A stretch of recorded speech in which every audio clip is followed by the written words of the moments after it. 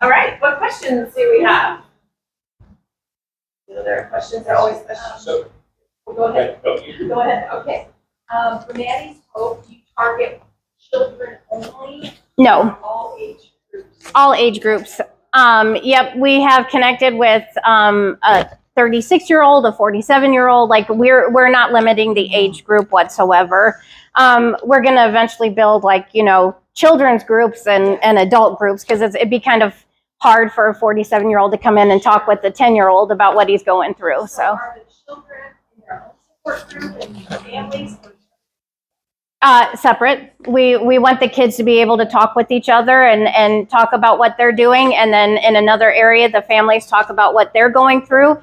If they have any kind of my daughter, she's not breaking through. She's having so many seizures. We don't know what to do. We've been to this place. And then for all of the other people to be like, hey, well, we had that, so this is where we went, or we recommend this. So that's what we're trying to do. Cool. Mm-hmm. So Becky, who do you support, like local daycares, maybe even like smaller household daycares? Yes. Is that yeah, we do homes who you support sure, it's licensed homes. There are some license exempt providers as well. But yeah, it's licensed centers, licensed homes, exempt programs as well, private preschools, after school programs. There are some camps that are specifically designed for children with special needs, and we support those as well.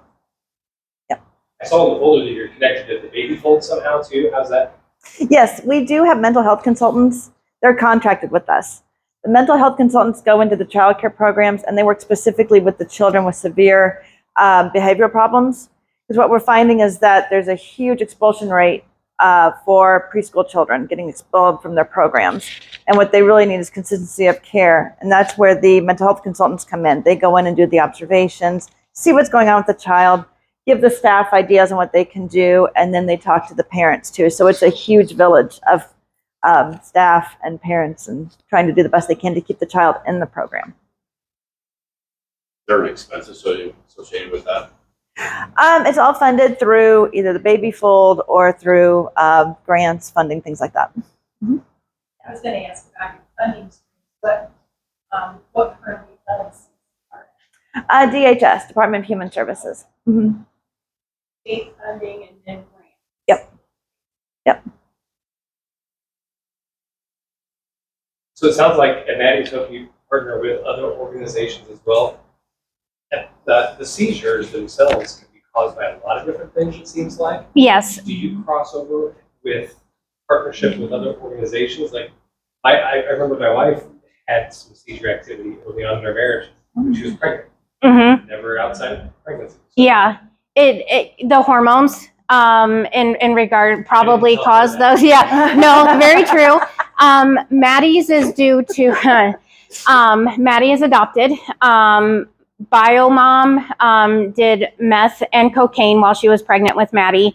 Bio dad tried to cause a forced miscarriage on mom at 9 months pregnant. So she had trauma in utero. And so that is the cause of Maddie's seizures. There's so many genetics that it can just plain be your genetics. But you can also have one person in your family have epilepsy, nobody else. And then head trauma, a fall and you hit your head, it can cause a seizure. And from there, it can skyrocket. It can either just stay that one-time seizure, or it can cause more and put you into epileptic states. So yeah. Do you partner with like other organizations that provide? I remember you talking about the education. The Epilepsy Advocacy Network. Yep, we have grouped with them. In fact, they were here at the event that we held. We just want to make sure, like, they are great and they are funded. They're out of Ottawa, LaSalle, Champaign, Peoria, things like that. They hold their own Zoom support groups and whatnot. And then they have more of the education side of things. They go in, and I mean, they'll go into everywhere to educate everything. And then we're also, we send people, and get information from like the Epilepsy Foundation. Like we just want to make sure we have all of the education and all of the information that we can to support everybody. So our group is, like you saw, about 20 or so, give or take, people, which is about $2,000. What would you be able to use that money for? Is there a specific program, a specific need? What would our money go towards? Provider education, trainings, and then also for, we do have quality grants that we offer childcare providers. So that money would go to that, and then the providers themselves could apply for grant money, and that money would go to their programs. We could design it for specific needs, things like that. For us, it would be finding private rooms. Right now, we are out of our own home. We run it through our home. We're working to get a small office, or stepping up in the ladder. So for us to build the support groups, we have to go out into the public and rent rooms. And the private rooms are the ones that cost. We could go to the library, but it's open and and not as big for two different groups to meet. And also for us to bring in epilepsy and seizure education and training to different areas and businesses. To the schools, it's usually free, but for us to go into places that it'd be nice and bigger businesses to have that in case someone is there, they'll have people on staff that know how to handle a seizure.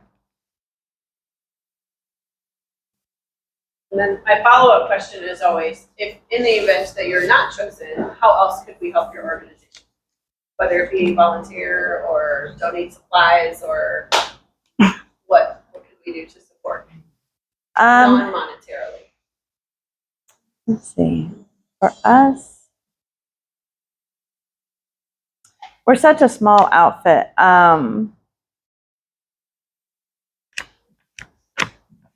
So there'd probably be like front desk duties or something like that you guys could cover for. I know with integrity counseling, because it is all volunteer, front desk coverage is usually a big thing that they need. For the R&R, because there is a lot of confidentiality with the work that we do as well as integrity, you could always make donations, even though I know you wouldn't do that, but you could do that through our websites.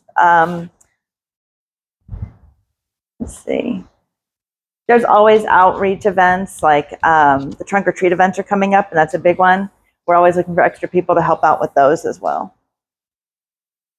For us, spread the word. If you know anyone who has epilepsy or friends that have people with it, just give them our name. We do, like I said, we do community things. So the more the merrier to throw a purple shirt on and enjoy, and enjoy a day at the Corn Belters or, anything like that. We're working with the we're meeting with the Corn Belters to actually have an epilepsy night. So, and November 8th, we are the nonprofit of the night at the Bloomington Bison to bring epilepsy awareness to that night as well. And so, yeah, I mean, just anything like that. If you know a business that could benefit from it, from epilepsy training, send them our way and we'll get everyone connected so we can get the training into and education into their business. Any other questions? Any idea where research is at for seizures, epilepsy? I mean, is there work on a cure? Is there? Well, yeah. I mean, they have been, and there are so many medications. So Maddie has 12 medications she takes daily. Oh my God. And so, I say to everyone, this little 10-year-old takes pills better than any adult I know. She definitely took pills before I did. I took the liquid Tylenol for as long as I could. There's so much research going on. Epilepsy Foundation is one that's great with the research. There is, and I'm drawing a blank, I'm so sorry. There's a new movie out that is being released in Indianapolis about epilepsy and the research for it. Yeah, I mean, there's just continued strong research for it.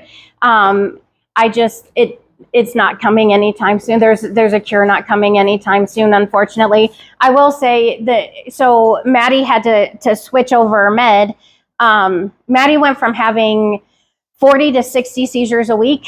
Right now she is down to anywhere between 10 to 20. So we've cut it down drastically by this new medication. But unfortunately, to start this medication, she had to have an EKG because it's going to go through her heart. It's going to affect her heart. She had to have labs drawn because we have to figure out where all of her levels are.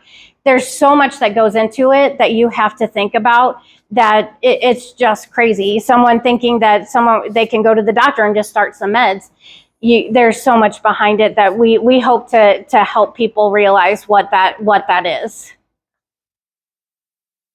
I have one more question, which is, who would be a good connection for you guys? Like, who are your, like, doctor's offices, daycares, like who could we introduce you to for some good connections? We have a room full of well-connected people. Is there anybody that would make sense for us to maybe open a door for you? Our executive director, Pam Womack, is the founder of the Child Care Resource and Referral Network. She's been there for 20 years. She grew up in Bloomington. She's from Bloomington. So for me, I've lived several places, so I don't really have a lot of connections. Let's see. I'm going to have to take a moment to think about that. I can't think of anybody offhand. For us, obviously, neuro offices. It'd be great to get in and give them our information, share contact about ourselves and the other organizations that we kind of work with and whatnot.